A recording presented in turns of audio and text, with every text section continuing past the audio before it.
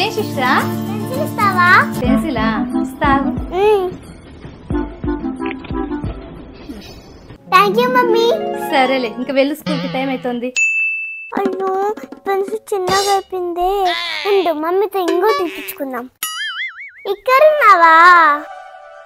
అయినా పొద్దున్నే కదా మమ్మీ పెన్సిల్ ఇచ్చినది, మళ్ళీ ఇప్పుడు అడిగితే అరుస్తుందేమో.